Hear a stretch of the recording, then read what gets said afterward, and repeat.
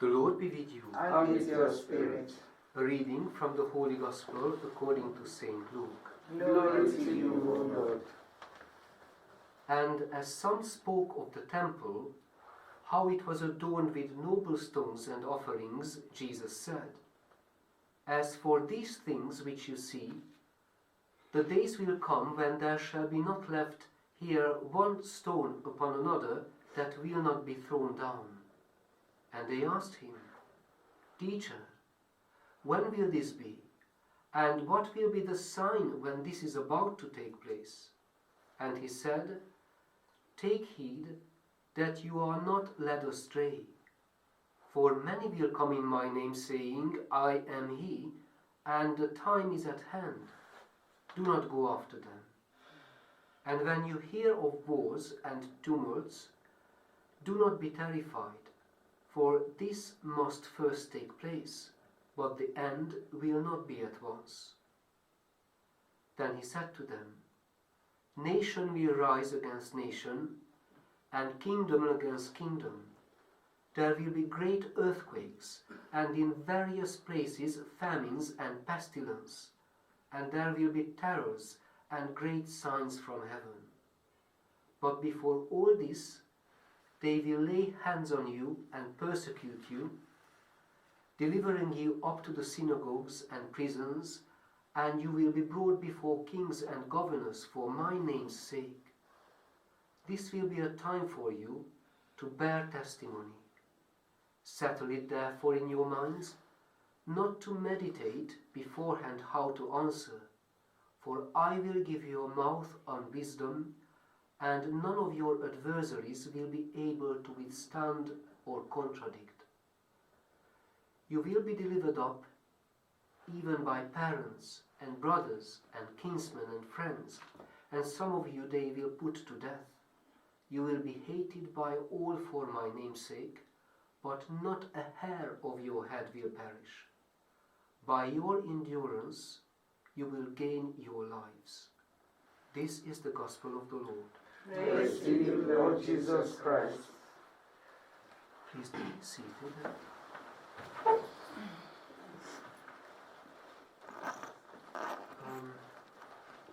Our first reading and the second reading, the Gospel, can offer us a very positive teaching, despite the fact that seemingly both readings are a bit gloomy and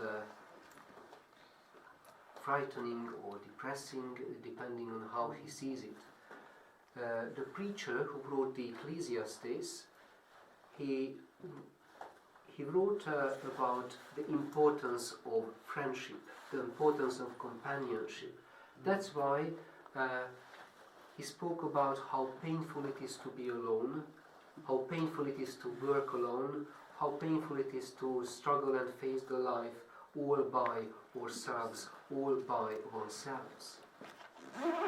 It is true, but the emphasis is on what we can see in the light of our Gospel, that Jesus is our companion, God is our lasting companion, and even in couples who live in marriage or in a relationship, if there is no love in their heart, if there is no if the love of Jesus, the person is present, is not present in their life, it can be a very painful relationship. It can be a very lonely life.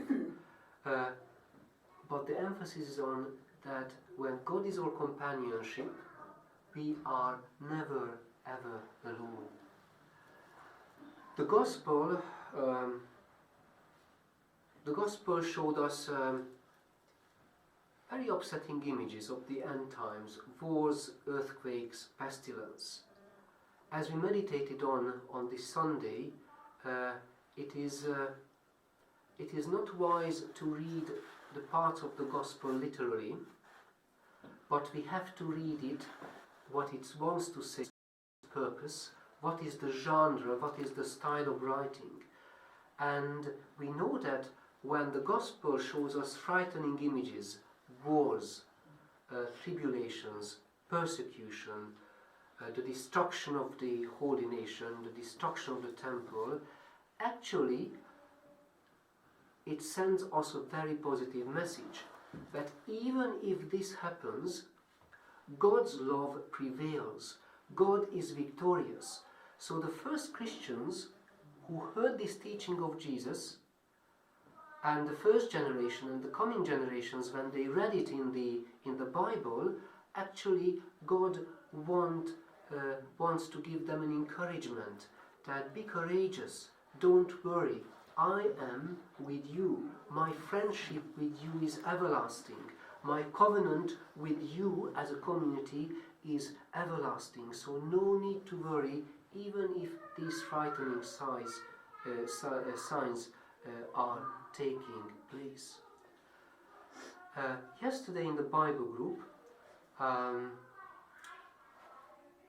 people contributed in a very positive way. We explored a similar passage and we drew the conclusion that because God encourages to remain faithful, even if there is decline in a secular country, even if persecution of Christians is taking place, even if discrimination of Christians is taking place, but amidst these events, God not only offers His friendship for us, but He really appreciates what we are doing as Christians. And having read the Gospel, we can really appreciate the wonder that God calls us to worship Him and wants to share His sentiments with us, that it is so precious what individual Christians do in their lives, the efforts they make to become a better person, more Christ-like, but also God evaluates and reevaluates. Before we forgot how precious we are for God, God also evaluates and reevaluates the life of the local community, the life of the charity which we do together, like our Lunchclub.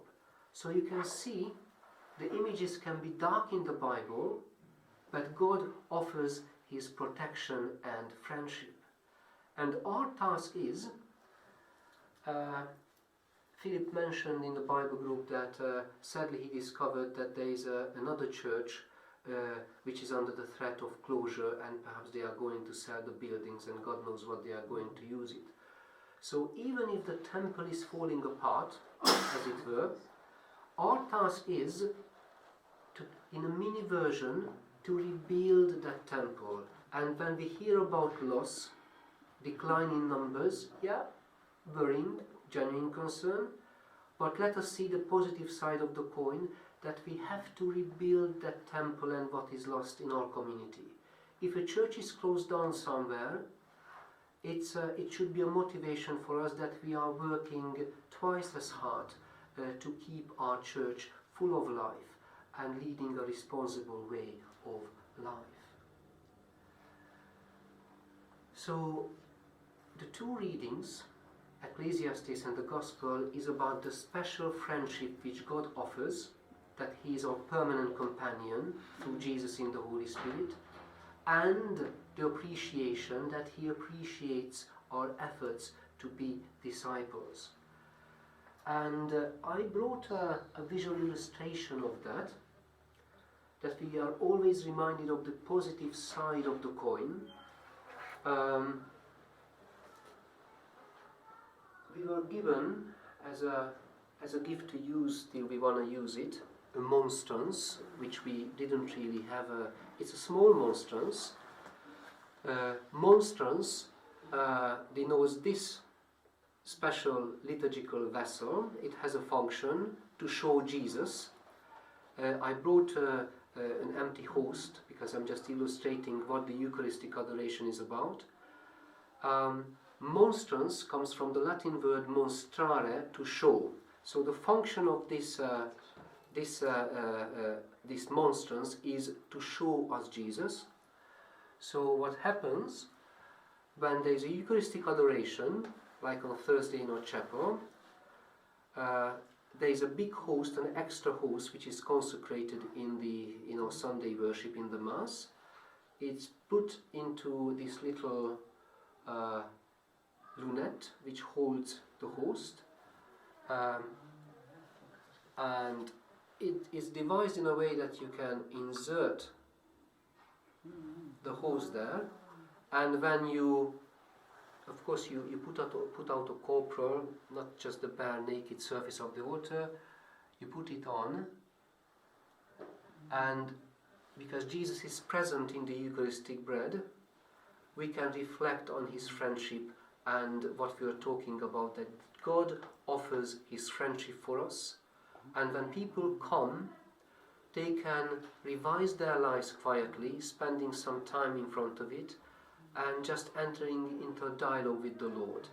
And we can give thanks for all our, to say sorry for when we hurt someone, but we can also give thanks that as baptized Christians we are chosen to be disciples, to be friends of Jesus, whose work and efforts in life our Lord appreciates. So that's the monstrance, and on Thursdays, or if you find a special occasion for a Eucharistic Adoration, this is what we can use as a gift which we were given. But it's not a real host. It's just only a simple host. It's not the consecrated one. Otherwise, it would be disrespectful to use it by way of illustration.